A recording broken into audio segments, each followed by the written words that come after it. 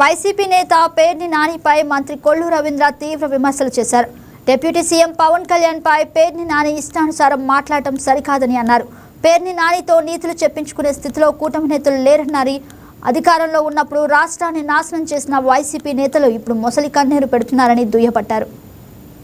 కనీసం ఒక్క mega DSC కానీ ఒక్క డిఎస్సి కానీ కూడా కండక్ట్ చేయకుండా ఇవాళ ఎంతో పారదర్శకంగా ఇవాళ కూటమి ప్రభుత్వం అధికారంలోకి వచ్చినాక గౌరవ ముఖ్యమంత్రి చంద్రబాబు నాయుడు గారు మొట్టమొదటి సంతకం మెగా డిఎస్సి కండక్ట్ చేయడం మీద సంతకం పెట్టడం జరిగింది. దాని మీద నిబంధనలకి అనుగుణంగా కావాల్సినటువంటి ప్రక్రియ అంతా కూడా పూర్తి చేసి అన్ని కూడా 16,300 పైన ఈరోజు డిఎస్సి ద్వారా టీచర్స్ ని ఎంపిక చేసి వాళ్ళందరికీ కూడా పోస్టింగ్స్ ఇచ్చి దగ్గర ఒక సంవత్సర కాలం అయిన తర్వాత ఇప్పుడు జగన్మోహన్ రెడ్డి ఒక వింత దొంగ నాటకానికి దిగుతా ఉన్నాడు. దానికి తానా తందానా అంటూ కొంతమంది నాయకులు బయలుదేరుతా ఉన్నారు. ఇవాళ ఒక బకరా మచిలీపట్నం బకరా ఉన్నాడు. ఇక ప్రతిదానికి మురుగుతానే ఉంటాడు. మచిలీపట్నంలో ప్రజలు చీకొట్టారు.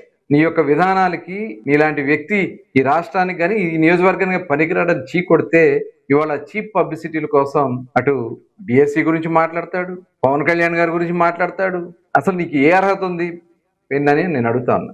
మీకు అసలు ఇవాళ స్పోర్ట్స్ కోటా గురించి ఆయన మాట్లాడాడు, క్లియర్గా దానికి స్టేట్మెంట్ ఇచ్చారు. యాజ్ పర్ గవర్నమెంట్ నిబంధనల ప్రకారం ఏదైతే దాంట్లో ఉండయో దాని ప్రకారమే చేశారు. ఎక్కడ నిబంధనలకు విరుద్ధంగా చేయలేదే.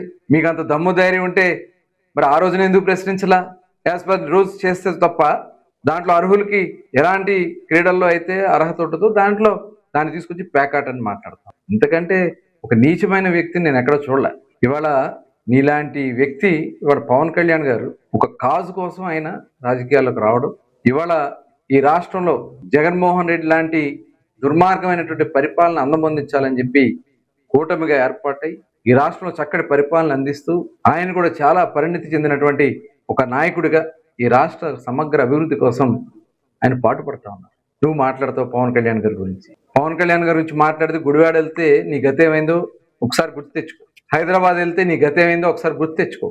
ఇవాళ ఏది పడితే అది బాగితే ఒక ఎలా చూడాలో కూడా ప్రజలు ఖచ్చితంగా బుద్ధి చెప్తారు. ఇవాళ చాలా మేము సమన్వయంతో వెళ్ళడానికి మీరు చేసినటువంటి విధానాలు. ఇప్పుడు డిఎస్సి గురించి మాట్లాడతారు. ఇవాళ ఒక వైసీపీ కార్యకర్త కర్నూలులో రాజశేఖర రెడ్డి విగ్రహం తలకాయ తీసేసి దాన్ని కూడా రాజకీయం చేయాలని ప్రయత్నం చేయటం అంటే గొడ్డల పార్టీ యొక్క విధానాలు ఎలా ఉంటాయనే జరిగి ఇదే ఒక నిదర్శనం. దీని గురించి నువ్వేం మాట్లాడుతావు చెప్పు.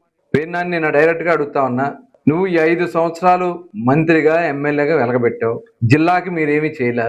ఇవాళ మళ్ళీ ఏదో ఒకటి మాట్లాడి జగన్మోహన్ రెడ్డి దగ్గర ఏదో ఒకటి మెప్పు పొందాలని ప్రయత్నం చేస్తున్నావు. కానీ నువ్వు చేసే ప్రతి మాట వైఎస్ఆర్ పార్టీని మరింత దిగజారుస్తున్న విషయాన్ని గుర్తించు.